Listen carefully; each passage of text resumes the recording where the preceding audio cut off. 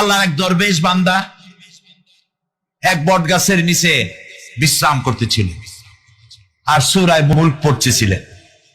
এই আয়াতের কাছে এসেছেন, হাল তারা মিন ফুতুর, দেখতে পাও কোনো ভুল? শুয়ে শুয়ে বলতেছে, আল্লাহ তোমার সৃষ্টি জগতে তো ভুল ধরার কোনো উপায় নাই, কেউ ধরতে পারবে না, তবে আমার চোখে একটা জিনিস বেমানান মনে হয়। ভুল ধরতে কারো ক্ষমতা নেই, একটা জিনিস আমার কাছে বেমানান লাগে।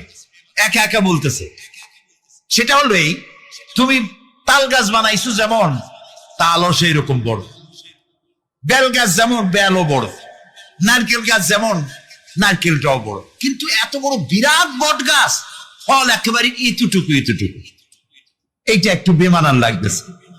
এই চিন্তা করতেছে দরবেশ সাহেব, হঠাৎ করে একটু বাতাস এসে গাছের ডাল আন্দোলিত হয়েছে, একটা আধা পাকা বটের ফল অনেক উঁচু থেকে ছিঁড়ে এসে দরবেশের নাকের উপরে পড়ছে, নাকটা জ্বলে উঠছে।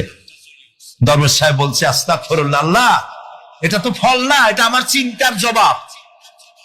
আমি চিন্তা করতেছি গাছ আনমান ফল হয় নাই, তাল গাছ যেমন ফল যেমন, বট গাছ যেমন ফল যদি ওই আকারে হইতো, ফলটা যে পজিশন নিয়ে আমার নাকে পড়ছে, এতে তো আমার নাকও যাইতো মাথাও যাইতো। সুতরাং আল্লাহ রাব্বুল আলামিন তার সৃষ্টি জগৎকে আপন কুদরত দিয়ে সুন্দর করে সৃষ্টি করেছেন। ভাগ্যবান তারা যে আল্লাহকে স্বীকার করে 5 ওয়াক্ত নামাজে আল্লাহকে সেজদা দেয়, সুবহানাল্লাহ। আর শিক্ষক নামের, শিক্ষিত নামের কলঙ্ক ওই সব মুসলমান যারা মুসলমানের ঘরে জন্মগ্রহণ করে নিজেকে নাস্তিক বলে পরিচয় দেয়, নিজেকে যারা বামপন্থী বলে পরিচয় দেয়। মুসলমান তা আবার বামপন্থী, আস্তাগফিরুল্লাহ। কোরআনে কারিমে আল্লাহ তাআলা বলেছেন, আসহাবুল ইয়ামিন আসহাবুশ শিমাল, ডানপন্থী আর বামপন্থী। রাসূলুল্লাহ বলেছেন, বাম হাতে খায় শয়তান, তোমরা বাম হাতে খাবা না। বাম দিকের কামটাই শয়তানের, বাম দিকে কাম কার? জোরে বলেন। এই জন্য রাস্তা দিয়ে হাঁটবেন, ডান দিক দিয়ে হাঁটেন, কিছু খাইবেন ডান দিক দিয়ে খান, কিছু শুরু করবেন ডান দিক দিয়ে করেন। মুসলমানের কাজ সব ডান, ডানপন্থীদের নেতা পয়গম্বরেরা সব ডানপন্থীদের নেতৃত্ব দিয়ে আল্লাহ রাব্বুল আলামিন কিয়ামতের দিন ডানপন্থী দিয়ে নিয়ে আল্লাহর নবীরা জান্নাতে চলে যাবে। আর বামপন্থীদের নেতা শয়তান, বামপন্থীদেরকে শয়তানের নেতৃত্ব দিয়ে সবগুলিকে জাহান্নামে নিয়ে যাবে। এই জন্য দেখবেন বামপন্থীদের যত নেতা আছে, একটা নেতাও মসজিদে যায় না, নামাজ পড়ে না। প্রিয় ভাই, সব কপাল পোড়া না হলে কোন মুসলমানের সন্তান বামপন্থী আন্দোলন করতে পারে না। হতভাগ্য, নিকৃষ্ট, জঘন্য। আল্লাহ এদেরকে হেদায়েত করুন, বলেন আমিন। জোরে বলেন আমিন। ওরা নামাজে নাই, রোজায় নাই, আল্লাহ নাই, রসুলে নাই, পরকালে নাই, মক্কায় নাই, মদিনায় নাই, ঠিক কিনা? আল্লাহ হেদায়েত নসিব করুন, বলেন আমিন। তাহলে 3টি পুঁজির কথা বলেছিলাম, তার মধ্যে প্রথম পুঁজি হলো আল্লাহর কি বিশ্বাস করতে দেখি, অস্তিত্বকে বিশ্বাস করা। এই অস্তিত্বের উপরে আমি আর আলোচনা করতে চাই না। আমরা বিশ্বাস করি আল্লাহ আছেন, ঠিক না? আচ্ছা, এবার প্রশ্ন করি, আল্লাহ আছেন, কোথায় আছেন? আচ্ছা, বুঝতে পারছি আপনাদের মধ্যে ইখতিলাফ হয়ে গেছে। কেউ বলছেন সব জায়গায়, কেউ বলছেন আরশে, কেউ বলছেন আকাশে। আর যারা বেশি বুদ্ধিমান তারা কোনো জবাব দেন নাই, চিন্তা করছেন কোনটা কইয়ে কোন জ্বালায় পড়ি। আল্লাহ রাব্বুল আলামিন কোথায় আছেন সেই প্রশ্ন আল্লাহ কি করা দরকার? আল্লাহ আপনি কোথায় আছেন এই প্রশ্ন আমরা করার আগে আল্লাহ রাব্বুল আলামিন কোরআনে কারীমের মধ্যে জবাব দিয়ে দিয়েছেন, আর রাহমানু আলাল আরশিস তাওয়া। সুবহানাল্লাহ। আল্লাহ সব জায়গায় আছেন এ কথা ঠিক নয়। কেন ঠিক নয় সেটাও বুঝাই দেই। সব জায়গা বলতে তার মধ্যে তো টয়লেটও আছে।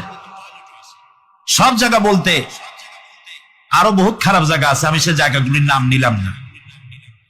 তাহলে আল্লাহ কি সেসব জায়গা আছেন? বলেন নাউযুবিল্লাহ।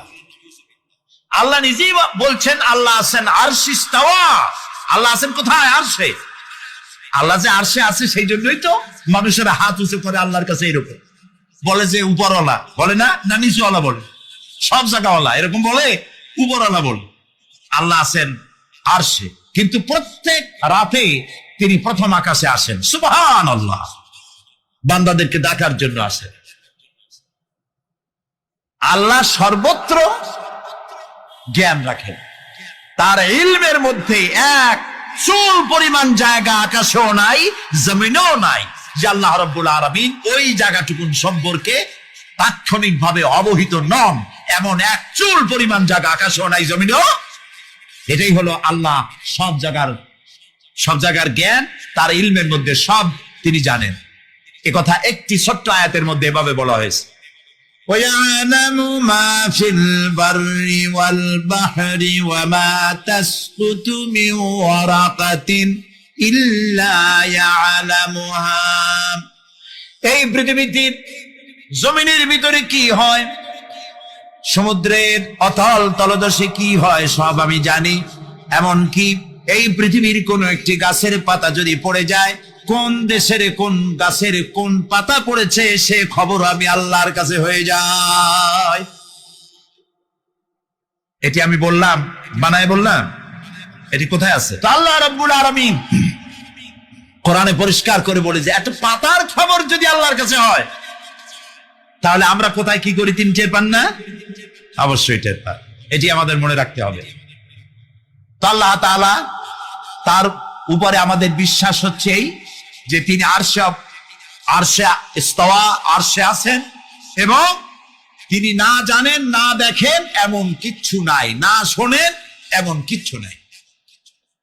এমনকি সমুদ্রের অতল তলদেশে ছোট্ট পাথরের ভিতরেও যদি একটি পোকা যদি পালায়ে থাকে, এমন পোকা যা মাইক্রোস্কোপ যন্ত্র ছাড়া দেখা যায় না, এমন একটি পোকা আটলান্টিক বা প্রশান্ত মহাসাগরের অতল তলদেশে থেকে যদি ক্ষুধার যন্ত্রণায় চিৎকার মারে, কেউ শোনে না। আরশের মালিক আল্লাহ রাব্বুল আলামিন বলেন আমি শুনতে পাই। সুতরাং তিনি সব শুনতে পান, তিনি দেখতে পান, এবং সবকিছু তার নলেজে আছে। এ হচ্ছে আল্লাহর অস্তিত্বে বিশ্বাস। 2 নম্বরে আল্লাহর সিফাতে বিশ্বাস। 2 নম্বরে কি বলেন? সিফাত মানে কি? গুণ। বলেন কি? গুণাবলীতে বিশ্বাস। আল্লাহর নাম আল্লাহ, বলেন তো। আল্লাহ নয়, কিন্তু আল্লাহ হচ্ছে অশুদ্ধ, শুদ্ধ হচ্ছে আল্লাহ। বলার সময় মুখটা গোল হয়ে যাবে। বলেন তো, সবাই উচ্চারণ করেন আল্লাহ, আবার বলেন আল্লাহ, আবার বলেন আল্লাহ। সুবহানাল্লাহ, কি মধুর নাম, কি মজার নাম। কোন বান্দা যদি অন্তরের অন্তঃস্থল থেকে একবার যদি বলে আল্লাহ, আল্লাহ রাব্বুল আলামিন 70 বার সাড়া দিয়ে জিজ্ঞেস করেন বান্দা কি চাও, আমি শুনছি। আল্লাহ হচ্ছে ইসমে জাত, আর সিফাতি নাম হচ্ছে বাকি 98টা নাম। মোট ওয়ালাহুল আসমাউ হুসনা। আল্লাহ তাআলা রয়েছে পবিত্র নাম, অনেক নাম, 99টা নাম। কয়টা নাম? আল্লাহ হচ্ছে ইসমে জাত। এই যে আমরা অনেক সময় খোদা বলি, খোদার কসম, খোদার কিরা, খোদা হাফেজ বলি না আমরা? এই খোদা শব্দ যতটা সম্ভব এই শব্দ উচ্চারণ থেকে বিরত থাকা উচিত, কারণ আল্লাহর 99 নামের মধ্যে খোদা বলে কোনো শব্দ নাই। কেউ যদি 10 লক্ষ বার খোদা বলে, একবার আল্লাহ বলার সমান হবে না, হবে না। কেমন খোদা বলে আল্লাহ নিজের নামকে পরিচিত করেন নাই। আল্লাহর নাম হচ্ছে আল্লাহ। আল্লাহর নাম কি? আর বাকি হলো গুণবাচক নাম। তিনি রব, তিনি রাজ্জাক, তিনি ওয়াদুদ, তিনি জব্বার, তিনি কাহ্হার, তিনি রহমান, তিনি রহিম। এরকম আছে না নাম? সব গুণবাচক নাম। এই আল্লাহকে বিশ্বাস করতে হবে। 1 নম্বরে তার অস্তিত্ব, তিনি আছেন। 2 নম্বরে গুণ সহকারে বিশ্বাস করতে হবে। আমরা পানিকে বিশ্বাস করি সে চুবাইয়া ডুবাইয়া মারতে পারে, এই হিসাবে বিশ্বাস করি, ঠিক না? আগুনকে বিশ্বাস করি সে পোড়ায় মারতে পারে। সাপকে বিশ্বাস করি সে দংশন করলে আমি মরে যেতে পারি, ঠিক কিনা? এইভাবে প্রত্যেকটা জিনিসের গুণ সহকারে তাকে বিশ্বাস করতে হয়। সেই জন্য আল্লাহকে আল্লাহ আছেন এটা শেষ কথা নয়, তার গুণ সহকারে তাকে বিশ্বাস করতে হবে। তিনি হচ্ছেন খেতে দেওয়ার মালিক, রাজ্জাক। মানে বলেন তো নামটা কি? রাজ্জাক মানে কি? রিজেক দাতা। কে রিজেক দাতা? এই জন্য রিজেক চাইতে হবে কার কাছে? আল্লাহর কাছে। কোন অভাব অভিযোগের জন্য আমি কাউকে বলবো না আপনি আমার খেতে দেন, আল্লাহর কাছে চাইতে হবে। চাইবো কার কাছে? আল্লাহর কাছে। খেতে দেওয়ার মালিক তিনি। আচ্ছা বলেন, এই পৃথিবীর মধ্যে মানুষেরা বেশি না হাতি, ঘোড়া, বাঘ, ভল্লুক, ময়না, টিয়া, মাছ, পাখি, পতঙ্গ, কীট এগুলো বেশি? কোনটা বেশি? আমরা বেশি না ওরা বেশি? ওরা বেশি। ওরা বেশি। এই যে অসংখ্য হাতি আছে পৃথিবীতে, হাতির পেট বড় না আমার পেট বড়? গন্ডারের পেট বড় না আপনার পেট বড়? কুমিরের পেট বড় না আপনার পেট বড়? আচ্ছা, এখন এই সব প্রাণীদেরকে কে খেতে দেন? কিন্তু এই যে পাতিশিয়াল, ফক্স, পাতিশিয়াল চেনেন তো? চিনবেনি তো, সাংঘাতিক চালাকি গুলি। এই পাতিশিয়াল কোন ব্যাংকের ম্যানেজারের কাছে গিয়ে বলছে যে ম্যানেজার সাহেব, এখন তো পৌষ মাস, আমি 10টা মুরগি চুরি করে আনছি, আমার নামে একটা অ্যাকাউন্ট খোলে, বৃষ্টির সময় যখন আমি চুরি করতে পারবো না তখন এগুলি উইথড্র করে আমি আমার পেট বাঁচাবো। এই কথা বলে শিয়ালের নামে, বাঘের নামে কোন অ্যাকাউন্ট আছে ব্যাংকে? কোরআন শরীফে আল্লাহ তাআলা বলছেন এমন অনেক প্রাণী আছে পৃথিবীতে যারা তাদের রিজেক সংগ্রহ করে রাখে না। আল্লাহ বলেন আমি আল্লাহ তাদেরকে রিজেক দেই। কে দেয়? কোরআনে কারিমে হযরত হুদ আলাইহিস সালামের ঘটনা আল্লাহ রাব্বুল আলামিন এভাবে এনেছেন। তামাম এলাকার মানুষ তার বিরুদ্ধে ক্ষিপ্ত হয়ে গিয়েছে। সমাজের লোক, রাষ্ট্রশক্তি হযরত হুদ আলাইহিস সালামের উপর অত্যাচারের পাহাড় ভেঙে দিয়েছে। হযরত হুদ আলাইহিস সালাম একা মানুষ, সমাজের রাষ্ট্রশক্তির এই দুর্বিসন্ধির ষড়যন্ত্রের চ্যালেঞ্জ তিনি গ্রহণ করলেন। আর তিনি বললেন, তিনি যেটা বললেন আল্লাহ পাক কোরআনে তা কোট করে দিলেন। দুনিয়ার সমস্ত ইসলামী আন্দোলনের কর্মীদের জন্য আল্লাহ পাক কোট করে দিলেন, সমস্ত মুমিনদের জন্য তা উল্লেখ করলেন। হুদ আলাইহিস সালাম তিনি জাতিকে বললেন, ফাকিদুনি জামিআন তুম্মা লা তুনদিরুন। তোমাদের যত ক্ষমতা আছে সমস্ত ক্ষমতা নিয়ে আমার বিরুদ্ধে তোমরা ষড়যন্ত্র করো, আর আমাকে এতটুকু অবকাশ দিও না। আমি সেই আল্লাহ রাব্বুল আলামিনের উপরে ভরসা করেছি যার কুদরতি হাতের ভিতরে আমার জান, আর গোটা পৃথিবীর সমস্ত প্রাণীর জান যার কুদরতি হাতের মধ্যে, যার হাতের ভিতরে গোটা পৃথিবীর সমস্ত জান, সে আল্লাহর উপরে ভরসা করেছি। যা খুশি তোমরা আমার বিরুদ্ধে করতে পারো। সুবহানাল্লাহ। এটার নাম হলো ঈমান, এটার নাম সবর, এটার নাম ধৈর্য। এই ধৈর্য আসে ঈমানে কামেল হলে পরে এবং আল্লাহর উপরে পরিপূর্ণ বিশ্বাস হলে পরে। যদি কারো দিনের মধ্যে কথা বিশ্বাস থাকে যে আমার জন্য আল্লাহর পক্ষ থেকে যদি কোনো বুলেট নির্ধারণ করা থাকে, গোটা বিশ্ব যদি আমাকে পাহারা লাগায়, ওই বুলেট থেকে আমাকে বাঁচাইতে পারবে না। আর আমার জন্য যদি একটা বুলেট আল্লাহ কর্তৃক নির্ধারিত থাকে, তাহলে গোটা পৃথিবীর মানুষ চেষ্টা করেও সেই বুলেট থেকে আমাকে রক্ষা করতে পারবে না। হযরত আইয়ুব আলাইহিস সালামের সবরের ঘটনা কোরআনে কারীম তুলে ধরেছে। হযরত আইয়ুব 18টি বছর পর্যন্ত রোগের মধ্যে পড়ে আছেন। এত অসুখ করেছে, এত রোগ, শরীর পচে গিয়েছে, গায়ে পোকা ধরেছে, দুর্গন্ধ হয়ে গিয়েছে, বিবিরা চলে গিয়েছে, ছেলে মেয়ে পাড়ার লোকেরা দূর দূর করে তাড়িয়ে দিয়েছে। এবার জঙ্গলের ভিতরে গিয়ে আশ্রয় নিয়েছেন। এমন অবস্থা হয়েছে, শরীর পচে পচে জিহ্বায় যখন পোকা ধরা শুরু করে দিল, হযরত আইয়ুব আলাইহিস সালাম তখন আল্লাহ রাব্বুল আলামিনের দরবারে এই প্রথমবারের মতো তিনি বললেন, রব্বুল আলামিন, হায় আল্লাহ তাআলা, সমস্ত শরীর জড়জড় হয়ে গিয়েছে, গায়ে পোকা ধরেছে,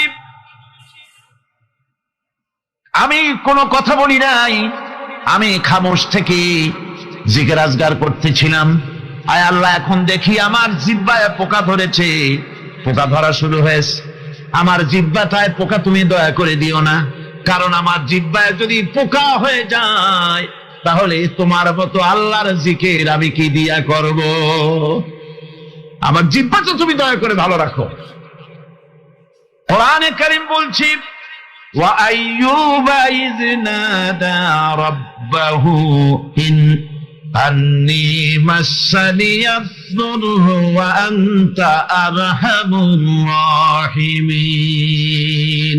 স্মরণ করো সেই সময়ের কথা যখন আইয়ুব তার রবকে দেখে বলেছিল, আমি অসুস্থ আর তুমি তো রহমান রহিম দয়াময়। ভাষাটা দেখেন কি সুন্দর। এর থেকে কি আল্লাহরে আর কিছু বলা লাগে? আল্লাহ পাকের কাছে তিনি বলতেছেন, আল্লাহ আমি তো অসুস্থ, আমি তো অসুখ করেছে আমার, আর তুমি তো দয়াময় রহমান রহিম। এক অন্ধ, ঈদের দিন কত অন্ধই তো আসে খরচ করার জন্য, ভিক্ষা করার জন্য, চতুর্দিকে ভিক্ষা করতেছে অন্ধরা।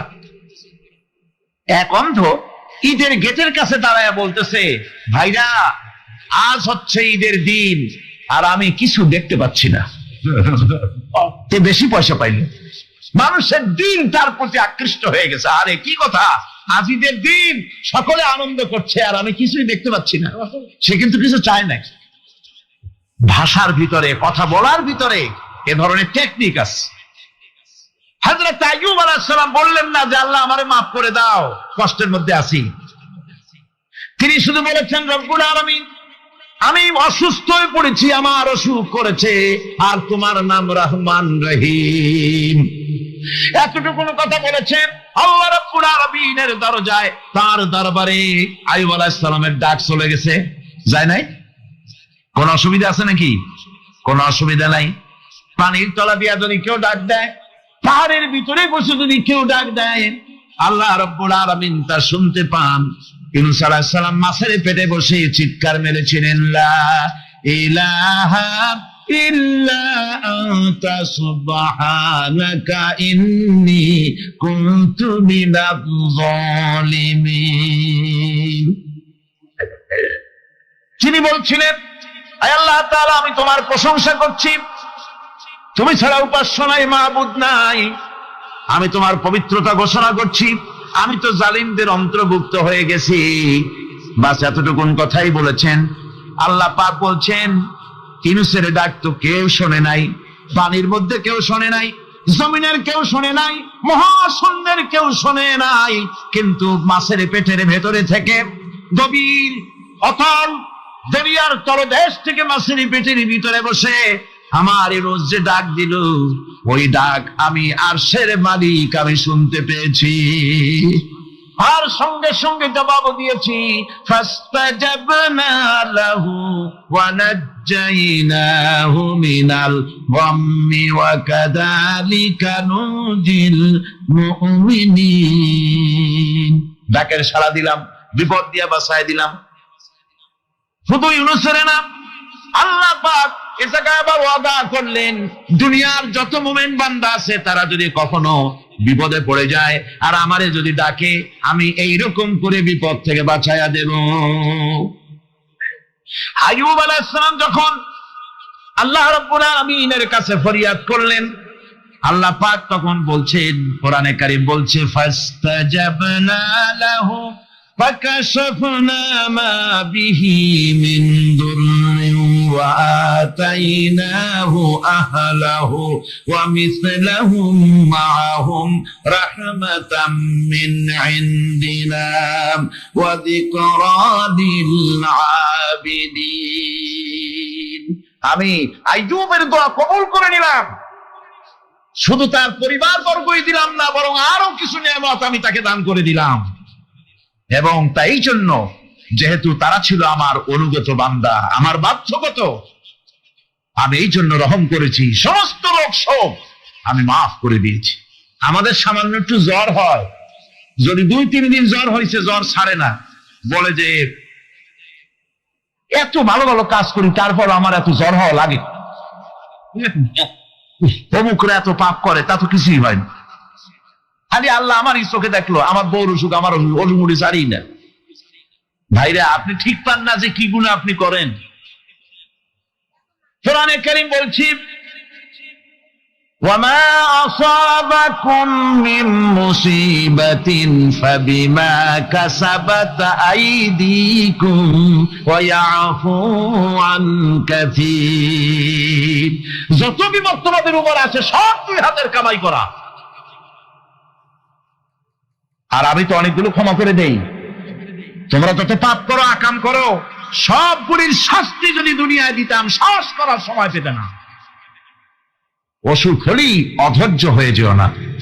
আল্লাহ পাক বলেন, শুধু আইয়ুব নয়, ওয়া ইসমাঈল ওয়া ইদরিস ওয়া দাল কিফলি কুল্লুম মিনাস সাবিরিন। এইভাবে করে ইসমাঈল, ইদরিস, জুলকিফল সবাই ছিল ধৈর্যশীল। সুবহানাল্লাহ।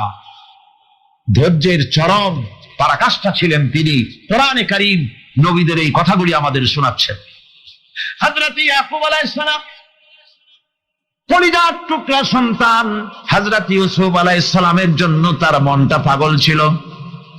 এত সুন্দর করে আল্লাহ তারে বানাইছিলেন। তিনি ছিলেন সৌন্দর্যের পিরামিড, যারা দেখলে চোখ ফিরানো যায় না। এমন সুন্দর সুপুরুষ যারা দেখি সেই যুগের সুন্দরী যুবতী মেয়েরা রূপের মোহে পড়ে নিজেদের আঙ্গুলগুলি কেটে ফেলে দিয়েছিল। রূপের মোহে এমন অবশ হয়ে গেছে, আঙ্গুল কেটেছে, হাত কেটেছে, টের পায় নাই। আবার ভুল বুঝবেন না, দুনিয়ার সেরা সুন্দর পুরুষ ইউসুফ আলাইহিস সালাম, তা কিন্তু রাসূলের চাইতে বেশি নয়। হযরত উম্মুল মুমিনিন আয়েশা রাদিয়াল্লাহু তাআলা আনহা তিনি বলেছেন, যেই সব সুন্দরী রমণীরা ইউসুফ আলাইহিস সালামকে দেখে রূপের মোহে পড়ে নিজেদের আঙ্গুলগুলো কেটে ফেলেছিল, ওরা যদি আমার হাবিবকে দেখতো, ওরা যদি আল্লাহ রাসূলকে দেখতো, তাহলে হাত কাটতে কাটতে কোন ফাঁকে যে কলিজা কেটে ফেলে দিত, ওরা টের পেত না। আবার বন্ধুগণ, হযরত আইয়ুব আলাইহিস সালাম সন্তানের মায়া, অন্যান্য ভাইরা হিংসায় পড়ে গেল, তারা নিয়ে তাকে কুয়ায় ফেলে দিল। সেখান থেকে তারা একটা ছাগল বা কোনো পশু জবাহ করে তার রক্ত মাখাইয়া জামা এনে হাজির করে দিল হযরত ইয়াকুব আলাইহিস সালামের সামনে, যে তারে নিয়ে খেলা করতে গিয়েছিলাম, আমরা খেলায় লিপ্ত ছিলাম, বাগে খাইয়া ফেলাইছে। এগুলি কি গপ্প? এগুলি কি কোরআন? আল্লাহ পাক শোনাচ্ছেন, বিশ্ববাসীকে শোনাইছেন। সূরা ইউসুফের চাইতে এত সুন্দর উপাখ্যান গোটা পৃথিবীতে আর নাই। সুবহানাল্লাহ। অনেকে ইউসুফ জুলাইখার কিসসা খুব মজা করে পড়ে, ফুর্তি করে, প্রেমের গল্প পড়ে। এটা কোনো প্রেমের গল্প নয়। ইউসুফ আলাইহিস সালাম, জুলাইখা ইউসুফ আলাইহিস সালামের জন্য কাঁদতে কাঁদতে চোখ কানা হয়ে গেছে। এরপর ইউসুফ আলাইহিস সালাম জুলাইখারে পাওয়ার জন্য পাগল হয়ে গেছে। নাউজুবিল্লাহ, এটা হয়নি কখনো। তিনি আল্লাহর পয়গম্বর। আর আল্লাহ কেমনি তারে বাঁচিয়েছেন, যখন জুলাইখা ঘরের ভিতরে সুন্দর করে যৌন উন্মাদনামূলক চিত্র অঙ্কিত করে ঘরের মধ্যে আটকায় দিয়েছে, তালা লাগায় দিয়েছে, আর নিজে যৌন দীপক কাপড় চোপড় পরেছে না পরার মতোই। সে যুগের সুন্দরী মেয়ে জুলাইখা। তার কুপ্রবৃত্তিকে চরিতার্থ করার জন্য আহ্বান করা হয়েছে। হযরত ইউসুফ আলাইহিস সালাম লক্ষ্য করে দেখলেন, এমন জায়গা, এখান থেকে পালাবার তো পথ নাই, দরজা বন্ধ করে দিয়েছেন। তিনি শুধু তখন কেবলমাত্র আল্লাহ রাব্বুল আলামিনকে ভয় করলেন। আল্লাহকে ভয় করে আল্লাহর নাম নিয়ে যখন তালাবদ্ধ দরজার দিকে দৌড় দিয়েছেন, আল্লাহ রাব্বুল আলামিন আপন কুদরতে তালাগুলি খুলে দরজা তার জন্য উন্মুক্ত করে দিলেন। ইউসুফ আলাইহিস সালামকে ফালাই দিয়ে এভাবে করে কাপড় এনে দিল তার সামনে, রক্তমাখা কাপড় পেয়ে হযরত ইয়াকুব আলাইহিস সালাম সন্তানদের মুখে কাহিনী শুনে তিনি কি বললেন? কোরআনে কারীম তা কোট করেছে। তিনি চিক দিলেন না, ফাল দিলেন না, ফিট হয়ে পড়লেন না। তিনি বললেন, কলিজার টুকরা সন্তান, তার মরার খবর শুনেছেন? তিনি বললেন কি? فصبر جميل والله المستعان على ما تصفون। আমি উত্তম সবর অবলম্বন করব। তোমরা যে কাহিনী রচনা করেছো এর বেলায় আমি আল্লাহর কাছে সাহায্য চাই। আমি উত্তম সবর অবলম্বন করব। আমার ভাইয়েরা, 11 ভাই মনে করেছিল ইউসুফ আলাইহিস সালামকে মরণ কুয়ায় ফালায় দিছি। তারা তো ঠিক পায় নাই এটা মরণ কুয়া না, এটা হচ্ছে একটা সুড়ঙ্গ, যাকে ইংরেজিতে বলে টানেল।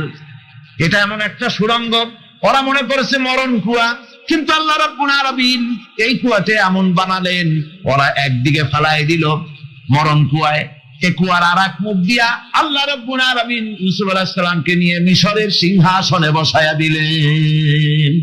এটা মরণ কুয়া নয়, এটা রাজ সিংহাসনে বসার সুড়ঙ্গ পথ। ইউসুফ আলাইহিস সালাম আজ প্রেসিডেন্ট, সুবহানাল্লাহ, প্রেসিডেন্ট হয়ে বসে আছেন। ওদিকে কেনানে অভাব লেগে গেছে, সেখানকার মানুষেরা সাহায্য নিতে এসেছে, ওই 11 ভাইও আসছে।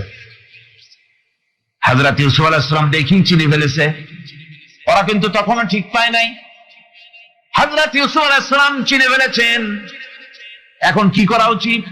সবগুলাকে ঠ্যাং উপরের দিকে উঠাইয়া তারপরে সমানে ধোলাই দেওয়াই তো স্বাভাবিক ছিল, আমাদের মতো মানুষ হইলে, ঠিক কিনা? ঠিক তো বলবেনি, অভ্যাস তো এটাই। হযরত ইউসুফ আলাইহিস সালাম তাদের সামনে পরিচয় দিলেন। তারা যখন বুঝতে পারল, লজ্জায় তাদের মাথা হেট হয়ে গেল। হযরত তার এক তো লজ্জা, আর 2 নম্বরের ভয়, জান নিয়া কেনানে কেউ ফিরে যাইতে পারবো না। এখন অবস্থা হয়েছে যে জীবনই যায় নাকি এখানে। হযরত ইউসুফ আলাইহিস সালাম ভাইদের এই করুণ দুরবস্থা বুঝতে পারলেন, বুঝে চরম ধৈর্য ধরে তিনি কি বললেন? তিনি বললেন, লা তাসরিবা আলাইকুমুল ইয়াউম। ও ভাইরা, তোমাদের বিরুদ্ধে আমার কোনো ক্ষোভ নাই, দুঃখ নাই, বিদ্বেষ নাই, হিংসা নাই, আল্লাহর রাস্তে মাফ করে দিলাম। সুবহানাল্লাহ। এর নাম পয়গম্বর। এর নাম কি? পয়গম্বর। কিসের লেনিন, কিসের মার্কস? জওয়ানেরা, ভুল পথে মানুষ চলেছিল, আলহামদুলিল্লাহ আল্লাহ এগুলোরে ডাস্টবিনে ফালায় দিছে। কারণ আলহামদুলিল্লাহ, আলহামদুলিল্লাহ। পয়গম্বর কারে বলে? কারে বলে পয়গম্বর? কি চরিত্র! রাসূল করিম সাল্লাল্লাহু আলাইহি ওয়াসাল্লাম তাকে একজন সাহাবী বলছিলেন, হুজুর বলছেন এই কামটা করলা না কেন? সাহাবী বললেন, হুজুর আপনি যদি চোখের ইশারায় বলতেন, মুখ দিয়ে না কইয়া, তাও তো আমি কামটা করে ফেলতাম, আমি তো বুঝি নাই। হুজুর বললেন, চোখে ছাড়ে ছাড়ে কাজ করা নবুয়তের শান নয়। আল ওয়াদুহু ওয়াস সারাহা, নবীরা যা করেন তা ডাইরেক্ট, কোনো বক্রতা নাই, স্পষ্ট কথা। আমার ভাইরা, হযরত ইউসুফ আলাইহিস সালাম বিনিয়ামিনকে কাছে নিয়ে পরিচয় দিলেন তার ভাইদের সামনে। কোরআনে কারীম বলছে, ক্বালা আনা ইউসুফ ওয়া হাদা আখি قد من الله علينا إنه من يتقي ويصبر فإن الله لا يضيع أجر المحسنين। আমি ইউসুফ আর এই হচ্ছে আমার ভাই। আল্লাহ আমাদের উপর ইহসান করেছেন। প্রকৃতপক্ষে যারা আল্লাহকে ভয় করে এবং সবর ইখতিয়ার করে, আল্লাহ এভাবে তাদেরকে, তাদের আমলকে নিষ্ফল হতে দেন না। আমার এই জামাটা নিয়ে যাও। হযরত ইয়াকুব আলাইহিস সালাম কলিজার টুকরা সন্তান ইউসুফ আলাইহিস সালামের বিরহ যন্ত্রণায় ছেলেকে কতদিন দেখে না, কাঁদতে কাঁদতে চোখ দুটো অন্ধ হয়ে গেছে। মিশর থেকে কেনানের দিকে জামা রওনা হয়েছে। কোথায় মিশর, কোথায় কেনান? জামা যখন রওনা হয়ে গেছে, হযরত ইয়াকুব বলতেছেন, আমি যেন আমার ইউসুফের গন্ধ নাকে পেতেছি। জামা চলে এলো, চোখের উপরে রাখলেন, আল্লাহ রাব্বুল আলামিন তাকে চক্ষুষ্মান বানায়া দিলেন। পয়গম্বরেরা সবর করে গোটা দুনিয়ার মানুষের সামনে দৃষ্টান্ত সেট করেছেন সবর কারে কয়। আমার ভাইরা, হযরত ইব্রাহিম আলাইহিস সালামের কথা আল্লাহ পাক কোরআনে কারিমে বলছেন সবর কারে কয়। দেখো, শেখো সবর কারে কয়। আল্লাহ পাক বললেন, ইব্রাহিম তোমার বিবি আর তোমার নবজাতক এই সন্তানকে রেখে আসো মক্কা নগরীতে। তিনি চলে গেলেন, সেখানে ঘর নাই, বাড়ি নাই, কিচ্ছু নাই, চতুর্দিকে ধুধু বালু আর মরুভূমি। হযরতে হাজরা বলছেন, ইব্রাহিম সামান্য পানি আর খাবার দিয়া আমার সন্তান শুদ্ধ এখানে রেখে দিতেছো, আমি কি অপরাধ করেছি? কোনো জবাব নাই। দুইবার তিনবার বলার পরে হাজরা বলছেন, ইব্রাহিম গো, তবে কি আমার আল্লাহর হুকুম মতো আমারে রেখে যাচ্ছ নাকি? হযরত ইব্রাহিম আকাশের দিকে আঙ্গুল উঁচু করলেন। কথা বলবেন, বাক শক্তি বেরোচ্ছে না।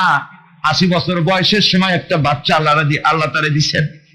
আর এমন বাচ্চা, পয়গম্বরের ছেলে, কি সুন্দর চেহারা, মরুভূমির উপরে ফালাই দিয়াছো, ফালাই দিয়ে রওনা হয়ে যাচ্ছেন, মুখ দিয়া কথা সরছে না। আকাশের দিকে দেখালেন। হযরত হাজরা বুঝতে পারলেন। হযরত হাজরা বলেন, ইব্রাহিম কোনো চিন্তা নাই, নিশ্চিন্ত করে বাড়ি ফিরে যাও। আমি আমার আল্লাহর উপরে এতটা ভরসা করি, আল্লাহর হুকুমে যদি আমার এখানে রেখে যেয়ে থাকো, আল্লাহ পাক আমাকে আর আমার কলিজার টুকরা ইসমাইলকে পানিতে আর খাবারে মারবেন না, অবশ্যই তিনি ব্যবস্থা করবেন। ব্যবস্থা হয়ে গেল। হযরত ইসমাইল বড় হয়ে গেলেন।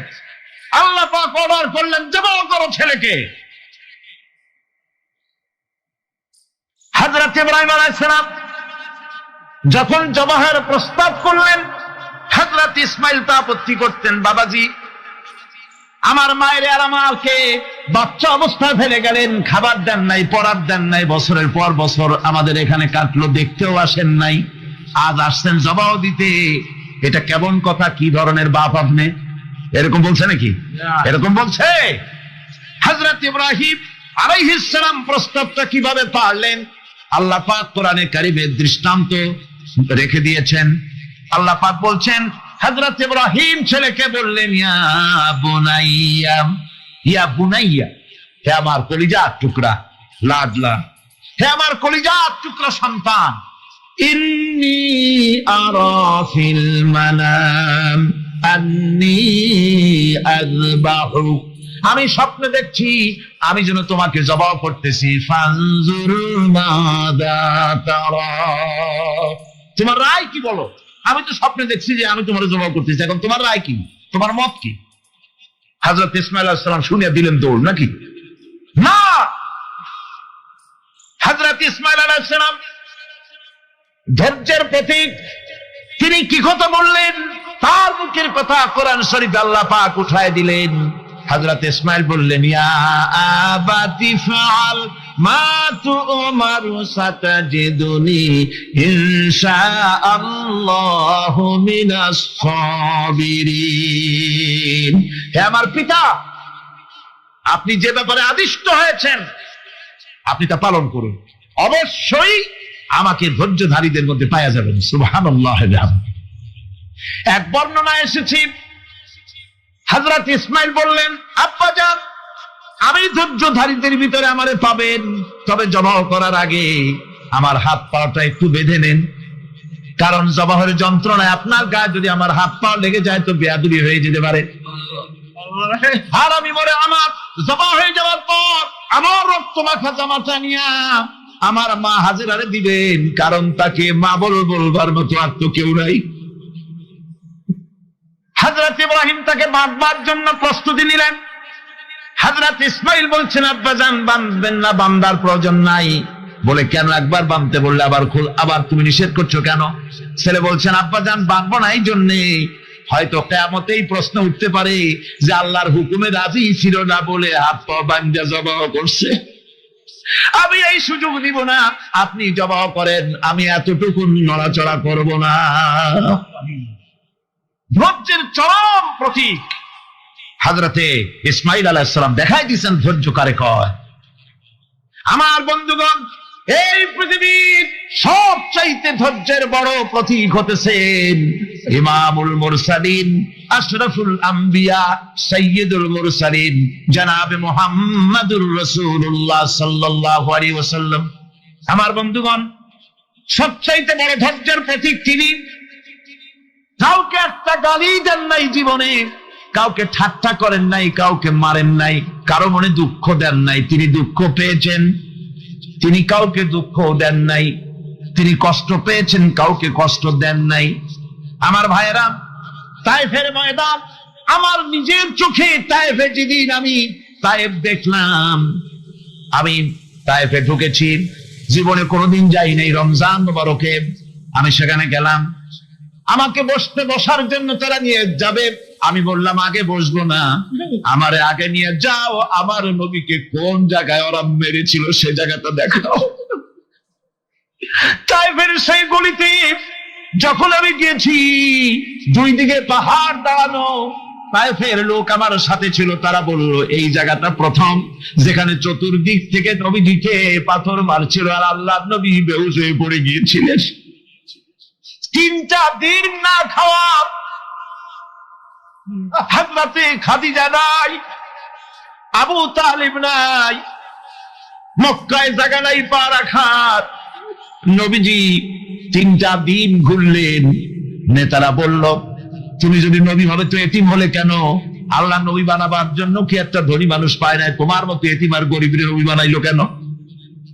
আল্লাহ নবী 3 দিন পর যখন দেখলেন কেউ দাওয়াত শোনে না, কেউ মানে না, কেউ গ্রহণ করে না, তখন তিনি নেতাদের অনুরোধ করলেন ঠিক আছে দাওয়াত তো কবুল করলে না, তবে একটা কাজ করো, অন্তত আমি যে তায়েফে আসছিলাম এই খবরটা মক্কায় দিও না, ওরা আরো অত্যাচার বাড়ায় দেবে।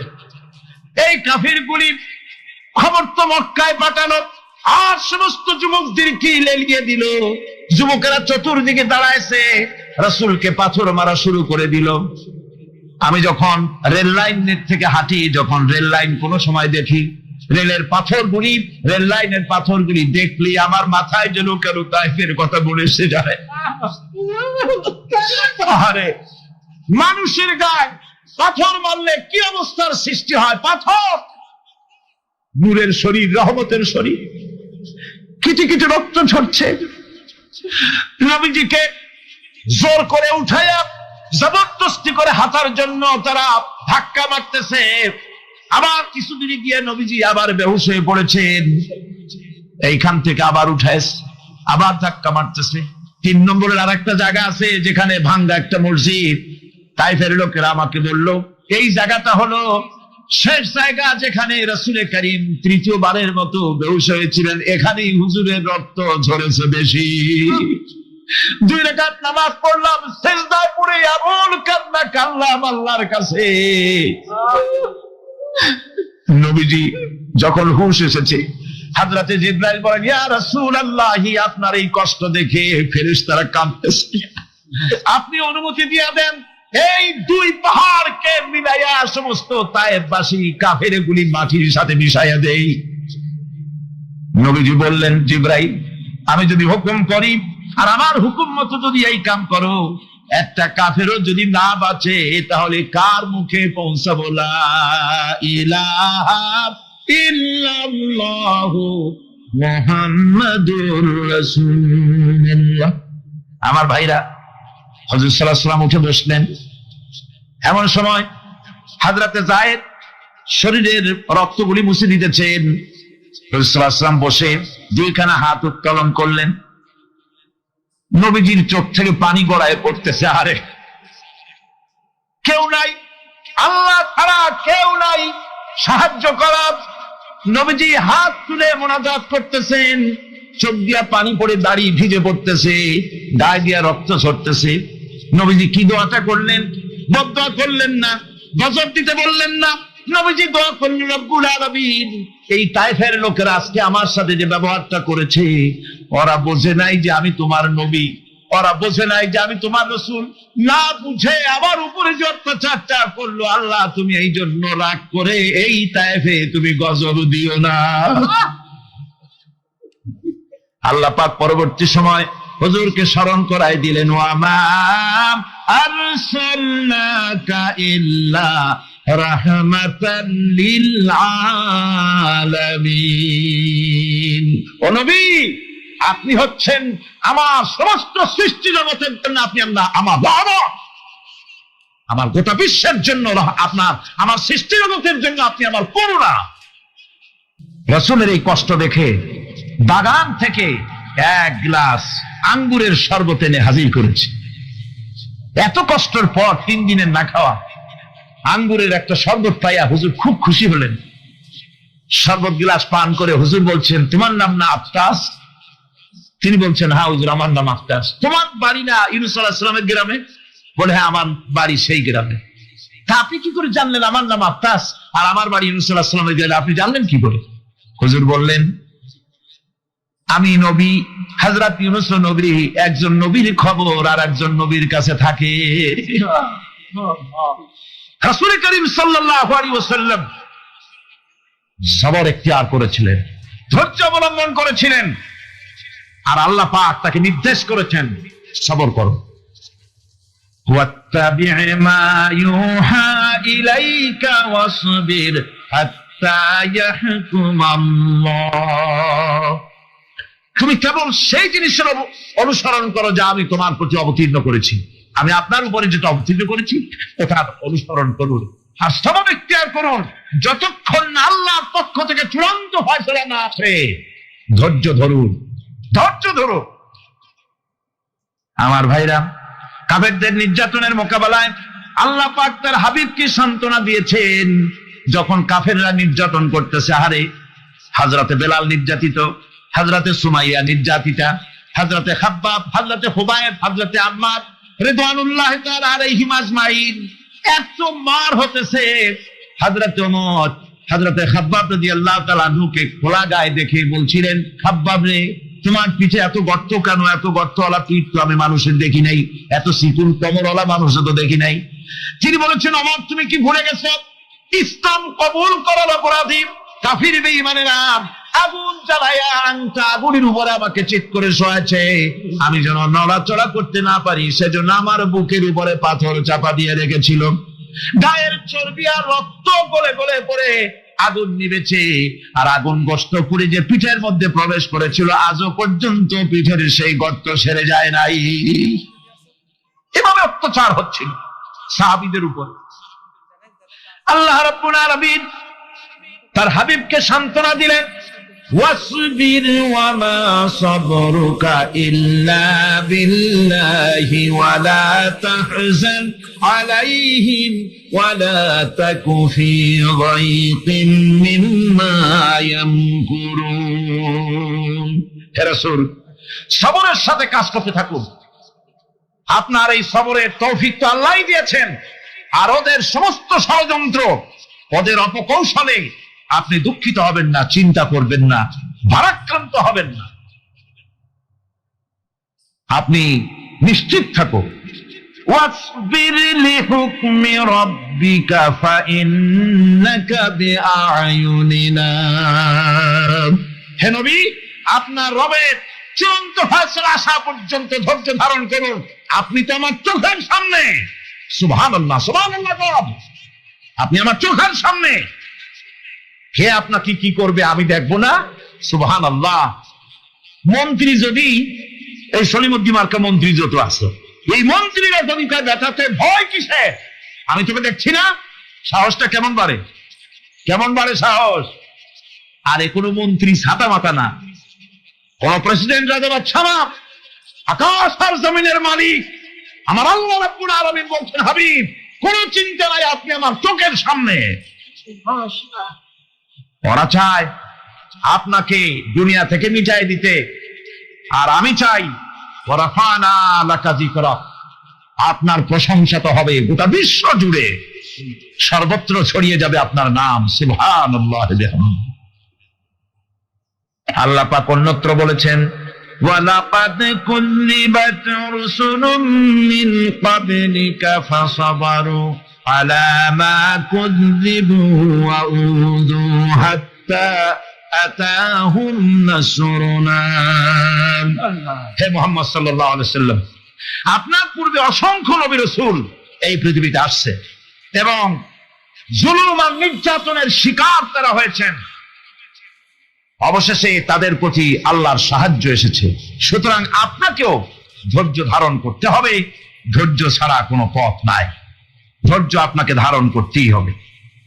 আর এই ধৈর্য ধারণ করলে পরে আল্লাহর চূড়ান্ত ফয়সালা আসবে, তখন আল্লাহ পাক মেহেরবানি করবে। আমার ভাইরা, এই ধৈর্য পৃথিবীর সমস্ত পয়গম্বরেরা ধৈর্য অবলম্বন করেছেন, কখনো অধৈর্য হন না। দিন কায়েমের সংগ্রামে নবী রাসূলগণ দারুণ ভাবে সবর ইখতিয়ার করেছেন। বৃদ্ধবাদীদের সকল রকমের নির্যাতন, অপকৌশল, ষড়যন্ত্র, এই সব কিছু মোকাবেলা করেছেন ধৈর্যের নীতি অবলম্বন করি। কখনো ধৈর্য ত্রুটি তাদের মধ্যে ঘটেনি, বরং আল্লাহ রাব্বুল আলামিন তাদের প্রতি সন্তুষ্ট হয়েছেন। যারা এই ধৈর্য ধরেছে তাদের উপরে সন্তুষ্ট হয়ে আল্লাহ রাব্বুল আলামিন বলেছেন, ওয়া কাআইয়্যিম মিন নাবিয়্যিন কাতালা মাআহু রিব্বিয়ুন কাসীর। এর আগে অনেক নবী এসেছিলেন যাদের সাথে বহু আল্লাহওয়ালা লোক লড়াই করেছেন। ফামা ওয়াহানু লিমা আসাবাহুম ফি সাবিলিল্লাহি ওয়ামা যাফু ওয়ামা ইসতাকানু। আল্লাহর পথে তাদের উপর যত বিপদ এসেছিল তারা হতাশ হয়ে পড়েন নাই, দুর্বলতা দেখাননি, বাতিলের সামনে মাথাও নত করেন। ওয়াল্লাহু ইউহিব্বুস সাবিরিন। আর আল্লাহ পাক ধৈর্যশীল যারা, তাদেরকে আল্লাহ পাক ভালোবাসেন। আমার ভাইরা, ধৈর্যের পরিচয় রাসূল করিম সাল্লাল্লাহু আলাইহি ওয়াসাল্লাম উহুদের ময়দানে যখন আক্রান্ত হয়ে গেলেন, চতুর্দিকে কাফেররা ঘিরে ধরেছে, বাঁচার কোনো পথ নাই। সাহাবায়ে কেরাম রাসূলকে পাহারা দিলেন। যারা রাসূলকে পাহারা দিতে দাঁড়াইছেন, জীবন দিয়া পাহারা দিতে দাঁড়ায় গেছে। রাসূলের দিকে মুখ দিয়া, পিঠটা বাইরের দিকে দিয়ে রাসূলকে পাহারা দেওয়া শুরু করেছেন। হুজুরকে পাহারা দিতে যারা দাঁড়িয়েছিলেন, কাফের কর্তৃক নিক্ষিপ্ত কি তীরগুলি এসে যখন বিঁধতেছিল, শুধু একজন সাহাবী হযরত তালহার পিঠের ভিতরে রাসূলকে হেফাজতের জন্য 80টা তীর একজনের পিঠের মধ্যে গিয়ে ঢুকেছে। এক অসতর্ক মুহূর্তে নবীজির জানদান মুবারক শহীদ হয়ে গেল, শিরস্থান ভেঙে গেল, লোহার কড়া প্রবিষ্ট হয়ে গেল কপালের ভিতরে। হুজুর মাথা ঘুরে পড়ে গেলেন। হযরত আবু উবাইদা রাদিয়াল্লাহু তাআলা আনহু হুজুরের মস্তক মুবারককে করে নিয়ে তারপরে বহু কষ্ট করে মাথা থেকে লোহার কড়া বের করলেন। এবার ওই কড়ার ছিদ্র দিয়ে রক্ত আসতেছে, মুখ দিয়ে রক্ত পড়তেছে, দাড়ি ভিজে যাচ্ছে। বুখারী শরীফে এসেছে, আল্লাহর নবী দুইখানা হাত নিজের চেহারার উপরে মলে এনে টাটকা রক্ত চোখের সামনে দেখে বলছেন, আহারে, এই কওমের ফালাক কি করে হবে, এই কওমের মুক্তি কি করে হবে, এই কওমের নাজাত কি করে হবে, যে কওম তার নবীর চেহারা রক্ত দিয়ে আল্লাহ বানাইয়া দিল। নবীজি বললেন, আল্লাহুম্মা গফিরলি কওমি ফাইন্নাহুম লা ইয়ালামুন। আয় আল্লাহ পাক, আমার এই কওম বুঝতে পারে না, ওদেরকে মাফ করে দাও। খবর ছড়িয়ে গেল নবীজি শহীদ হয়ে গিয়েছেন। খবর ছড়িয়ে গেল চতুর্দিকে, মদিনায় খবর ছড়িয়ে গেল। মানুষ পাগলের মতো দৌড়ানো শুরু করে দিল। এক মেয়ে লোক দৌড়াচ্ছে উহুদের দিকে। কয়েকজন সাহাবীর সঙ্গে দেখা, তারা জিজ্ঞেস করলেন, দৌড়াও কেন? মহিলা, যাও কই? কয়, উহুদের দিকে যেতেছি। কয়, যায় তো কোনো লাভ নাই, যেহেতু তোমার যে স্বামী এসেছিলেন জিহাদের ময়দানে, তিনি তো শহীদ হয়ে গেছেন। মহিলা বলতেছে, কে শহীদ হয়েছে শুনতে চাই না, আগে বলো নবীজি কেমন আছে। আবার কিছুক্ষণ পর আর কয়েকজনের সঙ্গে দেখা, তারা বলছে, মেয়ে লোক দৌড়াও কই? যাচ্ছি উহুদের দিকে। তারা বলছেন যে কোনো লাভ নাই, তোমার যে দুইটা কলিজার টুকরা সন্তান উহুদে এসেছিল, দুটোই শহীদ হয়ে গেছে। মা বলতেছে, ও সাহাবী, কে শহীদ হয়েছে শুনতে চাই না, তাড়াতাড়ি করে বলো আল্লাহর নবী মুহাম্মদ রাসূলুল্লাহ সাল্লাল্লাহু আলাইহি ওয়াসাল্লাম কেমন আছেন। দৌড়াতে দৌড়াতে উহুদের মাঠে সাহাবায়ে কেরাম পরিবেষ্টিত, আল্লাহর নবীর কাছে গিয়ে হুজুরের জীবিত চেহারা মুবারকের দিকে তাকায়া মেয়ে লোকটি কাঁদতেছে আর বলতেছে, ইয়া রাসূলুল্লাহ, আমার স্বামী মরা শোক, আমার কলিজার টুকরা দুইটা সন্তান মরা শোক আমার কলিজা থেকে মুছে গেছে, আপনি বেঁচে আছেন তামাম মুসলমানদের চাইতে বড় সান্ত্বনার রায়। ভাইরা আমার, রাসূল করিম সাল্লাল্লাহু আলাইহি ওয়াসাল্লাম এভাবে করে ধৈর্যের পরিচয় দিয়েছেন। গালাগালি দেন নাই, রাগ করেন নাই, বদদোয়া করেন নাই। সুবহানাল্লাহ কোন সুবহানাল্লাহ। ভাইরা আমার, এই সবর এমন মহান বৈশিষ্ট্য এর মধ্যে রয়েছে, জিহাদের ময়দানে যদি লোক কম হয় আর যদি তাদের মধ্যে সবর থাকে, বেশি সংখ্যক লোকের উপরে আল্লাহ পাক সবরকারীদেরকে বিজয়ী করে দিবেন। কোরআনে কারীমে রব্বুল আলামিন বলেন, কাম মিন ফিয়াতিন কালিলাতিন গালাবাত ফিআতান কাসীরাতাম বিইذনিল্লাহ আল্লাহু মা'আস সাবিরিন।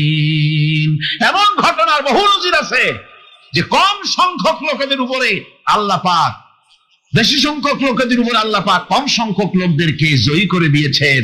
আল্লাহু মা'আস সাবিরিন, আর আল্লাহ আছে ধৈর্যশালীদের সাথে। আল্লাহ আছে কাদের সাথে? দেখেন না বদরের কামটা, বদরের ময়দান, 313 জন মুসলমান, অস্ত্রপাতি নাই, সামান্য সামান্য অস্ত্র, আর কাফেরেরা এসছে হাজারেরও বেশি। আমার বন্ধুগণ, ধৈর্য কত বড় কাম দিল, ধৈর্য ধারণ করেছেন তারা, আল্লাহর উপরে ভরসা করেছেন। আল্লাহ রাব্বুল আলামিন অস্ত্রের কাজ কি দিয়া করায় দিলেন। একজন সাহাবী এসে বলছেন, হুজুর, জিহাদের ময়দান, ইসলামের প্রথম জিহাদ, আমার কাছে তো অস্ত্র নাই, মেহেরবানি করে একটা অস্ত্র আমারে দেন, আমি লাফায় পড়ি জিহাদের মধ্যে। হুজুর বলেন, অস্ত্র তো আমার কাছে নাই, দিবটা কি?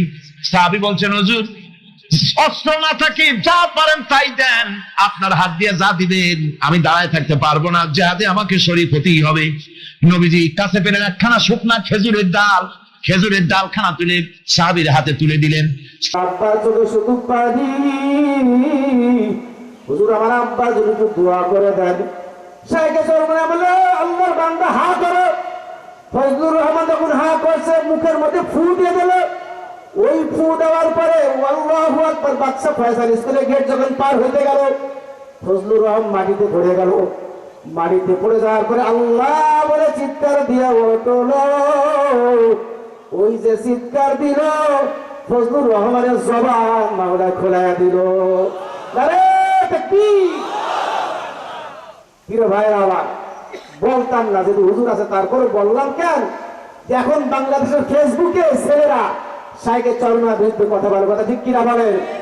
আমি গোলাম আজম ইসলামী আন্দোলনের পক্ষ থেকে ঘোষণা দিয়ে দিলাম, শাইখে চরমনের ব্যাপারে কথা বলো, কুরুচিপূর্ণ বক্তব্য পেশ করো, ছবিকে যারা এদিক ওদিক করো, আমি ভাষার খারাপ কিছু বললাম না, যারা এদিক সেদিক করো, তোমাদের হাত প্যারালাইজ হয়ে যাবে ইনশাআল্লাহ, তোমাদের চোখ বাঁকা হয়ে যাবে ইনশাআল্লাহ, তোমাদের ক্ষতি হয়ে যাবে ইনশাআল্লাহ। সুতরাং এই সব কিছু থেকে বিরত থাকবো। আমরা চাই সবাই আল্লাহর প্রিয় বান্দা হয়ে কবরে যেতে, কথা ঠিক কিনা বলে?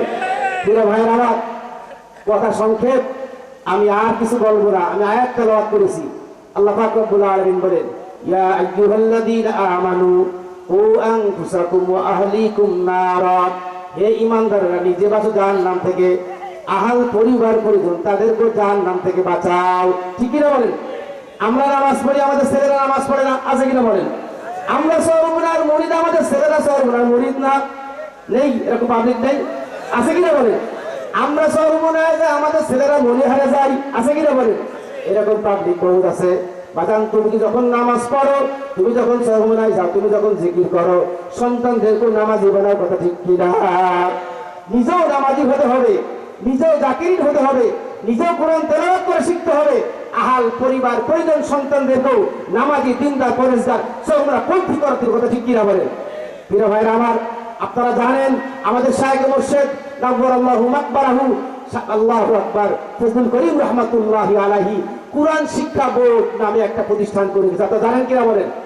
সবাই জানেন কোরআন শিক্ষা বোর্ড করার উদ্দেশ্য হলো আমাদের সন্তানদেরকে মাদ্রাসায় ভর্তি করাও। কোরআন শিক্ষা বোর্ডের আওতাধীন যে মাদ্রাসাগুলো আছে ওখানে ভর্তি করাও, ওদেরকে কোরআন শিখাও, ওদেরকে আল্লাহ ওয়ালা বানাও। কথা ঠিক কিনা বলেন? তারই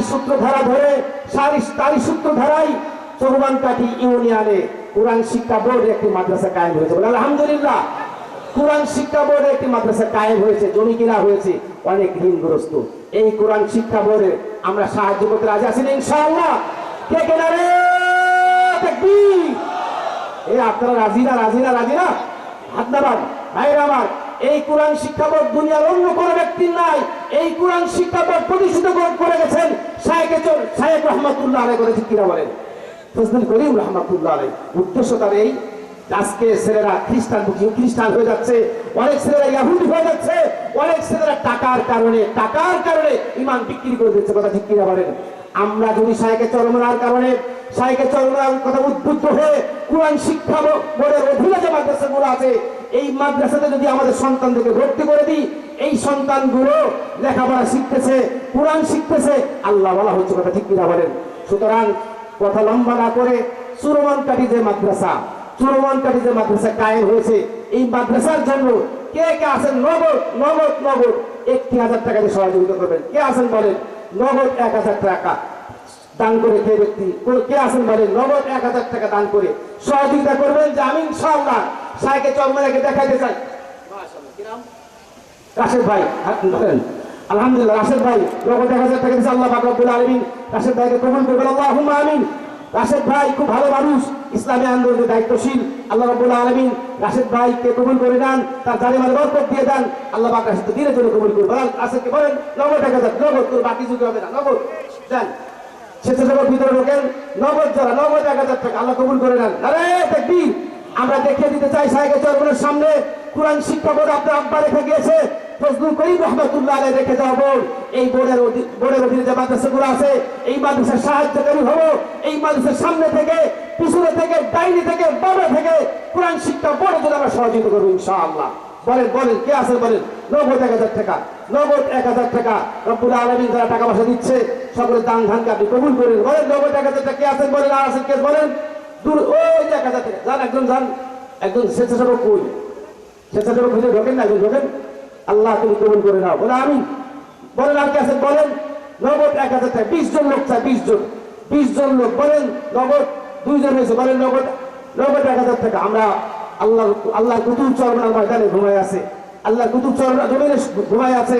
আল্লাহর কুতুবের প্রতিষ্ঠান এটা কোরআন শিক্ষা বোর্ড। এই কোরআন শিক্ষা বোর্ডে হাজার ছেলেরা, হাজার বাচ্চারা লেখাপড়া করতেছে, কোরআন শিখতেছে। এর সবকে আমরা পাবো না? কি আমরা পাবো না? এর সব আমরা অবশ্যই পাবো। রাসূলুল্লাহ সাল্লাল্লাহু আলাইহি ওয়াসাল্লাম বলছেন ইযা মাতাল ইনসান ইনকাতা আনহু আমালু ইল্লা বিসালাসা। সমস্ত মানুষ কিন্তু মারা যাবো কিনা বলেন? আমরা সবাই মারা যাবো কিনা বলেন? আমরা সবাই কিন্তু মারা যাবো। বলেন আর কি আছেন? নগদ 1000 টাকা, নগদ 1000 টাকা। বলেন কে আছেন? হাত একটু দাঁড়ান না, দাঁড়ান। এদিক দিয়ে দেন। আল্লাহ তুমি কবুল করে নাও। আল্লাহ নগদ 1000 টাকা কোরআন শিক্ষা বোর্ডের জন্য, কোরআনের শিক্ষার জন্য, তোমার কালামুল্লাহ শিক্ষার জন্য। মাশাআল্লাহ। আল্লাহ তোমার বান্দাকে তুমি কবুল করে নাও, জানে মালে বরকত দিয়ে দাও, ভবিষ্যতে মক্কা মদিনা যাওয়ার তৌফিক দান করে দাও, তোমার ওলি হিসেবে তুমি কবুল করে নাও। বলেন আর কে আছে? নগদ 1000 টাকা। নগদ কে আছেন বলেন? নগদ 1000 টাকা কোরআন শিক্ষা বোর্ডের জন্য, কোরআনের মাদ্রাসার জন্য, কোরআনের মাদ্রাসা কায়েমের জন্য, কোরআনের পক্ষে থাকার জন্য কে আছেন বলেন না ভাই? মেহেরবানি করে বলেন, দ্রুত বলেন ইনশাআল্লাহ। নগদ 1000 টাকা। আল্লাহ আলহামদুলিল্লাহ। হ্যাঁ, ওই পরে ইউনিয়ন ওই ইউনিয়নের মুজাক্করের সেক্রেটারি মাশাআল্লাহ, উনি মাস্টার মানুষ। আল্লাহ তোমার বান্দা 1000 টাকা দান করেছে। তোমার বান্দা দানকে তুমি কবুল করে নাও, জানে মাঝে বরকত দিয়ে দাও। ইয়া আল্লাহ হায়াতের মধ্যে বরকত দিয়ে দাও। ইয়া আল্লাহ কোরআনের খাদেম বানায় দাও, এই তরিকার খাদেম হিসেবে তুমি কবুল